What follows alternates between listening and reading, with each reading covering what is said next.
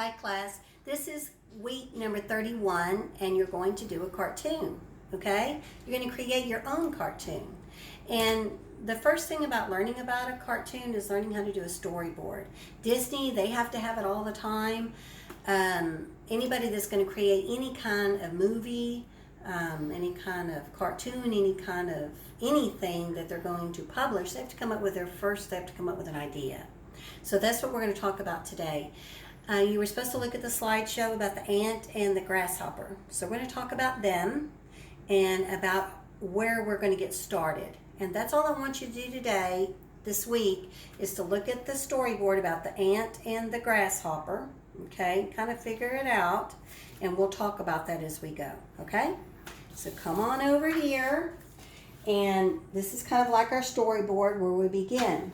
First thing, you're going to come up with your characters. Now, you come up with your own character. I don't want you to come up with an ant and a grasshopper. I want you to come up with your own. It could be a flower and a weed. It could be an orange and an apple. You come up with your own characters. It could be any kind of animal. It could be you. It could be someone else. Whatever your story is about, okay? So you come up with your character and you kind of draw it in here and you think about it. And then there's going to be a problem. Something's going to happen within these two segments of how to do a cartoon, okay? So you have your characters and something's going to happen in these two segments to do your cartoon, okay? What happened with the ant and the grasshopper, do you remember? So the first thing would be, here's the ant, here's the grasshopper. Talk about them. Tell them, well, hi, I'm a lazy grasshopper. I'm a very studious ant. Your problem is the ant is working to store the food for the winter, and then the grasshopper is laying on the tree and he didn't really want to do anything. And he doesn't care because it's not right now, okay? So that's their problem. Then the next segment is going to be about fixing the problem. Well, how did they fix it?